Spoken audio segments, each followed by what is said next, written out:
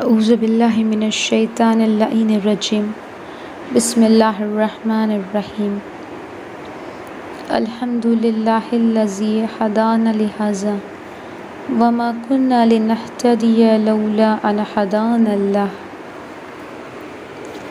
عزیزان محترم،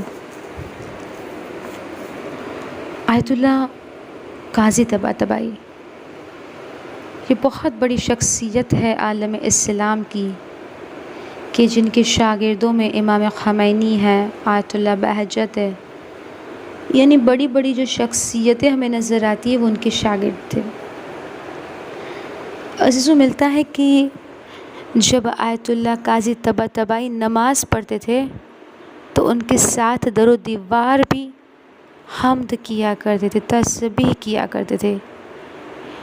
ایک بار ایسا ہوا کہ ان کے ایک شاگرد نے آیت اللہ قاضی سے کہا کہ آقا ہمیں اجازت دیجیے تاکہ ہم بھی دیکھ سکیں کہ آپ جب نماز پڑھتے ہیں تو آپ کے آس پاس کی چیزیں کیا کرتی ہیں۔ تو اب انہوں نے اجازت دی اپنے شاگرد کو کہ وہ دیکھ سکیں، اور ان کے شاگرد نے یہ دیکھا کہ جب وہ اللہ اکبر کہتے تھے تو در و دیوار بھی وہی حمد و ثنا کیا کرتے تھے۔ جب انہوں نے کہا لا الہ الا اللہ تو در و دیوار سے بھی لا الہ الا اللہ کی آواز آ رہی تھی۔ یعنی عزیزو، غور و فکر کرے کہ وہ اس مقام تک پہنچ گئے تھے کہ نہ صرف انسانوں پر بلکہ دوسری شے پر بھی تصرف رکھتے تھے، کیونکہ یہ اہل بیت کے غلام تھے۔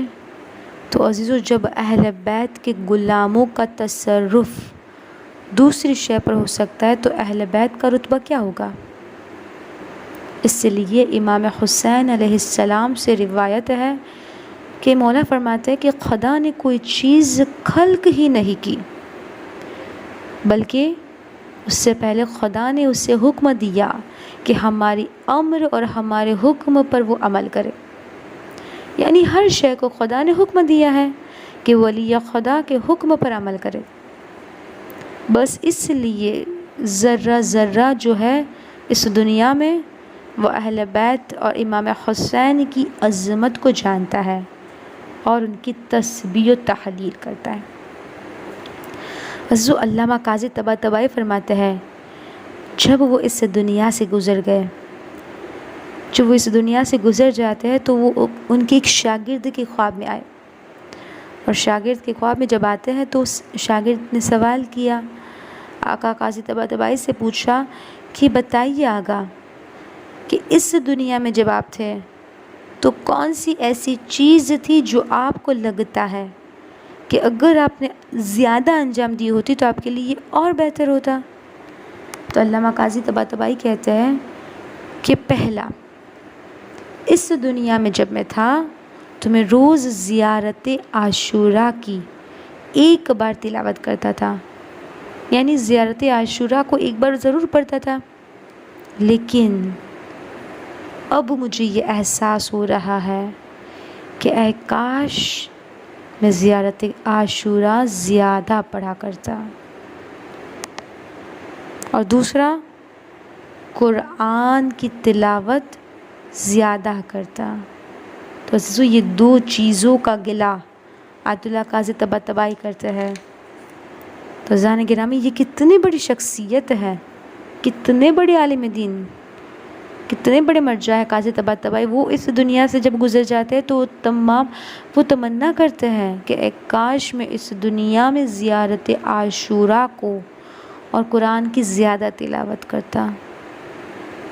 تو عزیزو، ہم جیسے گنہگار لوگ، تو ہماری کیا ذمہ داری ہے کہ جب اتنی بڑی شخصیت ہمیں یہ کہہ رہی ہے، ہمیں دعوت دے رہی ہے کہ آ جاؤ زیارت عاشوراء کی تلاوت کرو، تو ہمیں کیا کرنا چاہیے؟ آیا ہم اپنی لائف میں زیارت عاشوراء کو، قرآن کی تلاوت کرتے ہیں یا نہیں کرتے؟ ایک جملہ کہ یہ زیارت عاشوراء ایک زیارت نہیں ہے، بلکہ ایک خزانہ ہے جو اہل بیت کے چاہنے والوں کے پاس ہے، ہمارے پاس ہے۔ عزو اگر آپ کے پاس خزانہ ہو اور اگر آپ اس خزانے کی طرف توجہ نہ دیں تو عزیزو کوئی یہی سمجھے گا نا کہ اس کے پاس خزانہ ہے اور یہ خزانے کو یوز نہیں کر رہا ہے نا. تو عزیزو ضیاءت عاشوراء میں ہر چیز کا علاج ہے. یعنی اگر بیماری سے شفا چاہتے ہو تو ضیاءت عاشوراء کا ورد کرو، اگر رزق میں برکت چاہتے ہو تو ضیاءت عاشوراء کو پڑھنا. یعنی ہر بہتری اس زیارت میں ہے. عزیزو فار ایگزامپل اگر میرے سامنے اگر پانی کا گلاس رکھا ہو اور اگر میں چیخ کر یہ کہوں کہ مجھے پانی چاہیے، مجھے پیاس لگی، مجھے پانی چاہیے، مجھے پانی چاہیے، مجھے پیاس لگی ہے، تو آپ کہیں گے نا کہ یہ کیسی ہے، پانی سامنے ہی رکھا ہے تب بھی یہ کہہ رہی ہے کہ پانی چاہیے. تو اسی طرح ہمارے سامنے خزانہ رکھا ہے لیکن تب بھی ہم دنیا کی مشکلوں کو دیکھ کے واہ ویلا کرتے ہیں. سامنے خزانہ ہے، سامنے ہمارے علاج ہے، لیکن تب بھی ہم دنیا کی مصیبتوں کو دیکھ کے واہ ویلا کرتے کہ یہ مصیبت ہے، یہ مصیبت ہے. لیکن جب کہ سامنے علاج موجود ہے تب بھی ہم علاج کے لیے دوڑ رہے ہوتے ہیں. ہر مشکل کا حل زیارت عاشوراء میں ہے، لیکن ہم لوگ اس سے استفادہ نہیں کر رہے ہیں. یہ خزانہ ہمارے پاس موجود ہے لیکن یہ خزانہ موجود ہونے کے باوجود بھی ہم لوگ مشکل میں گرفتار ہے. تو اس کا مطلب یہی ہے کہ اس دوا سے، اس خزانے سے ہم لوگ فائدہ نہیں اٹھا رہے. تو عزیزو یہاں ہمیں توجہ دینے کی ضرورت ہے کہ اگر ہم زیارت عاشوراء کا ورد روزانہ کرنے لگے نا تو یہ ہماری لائف کو چینج کر دے گا. وآخر دعوانا ان الحمد للہ رب العالمین.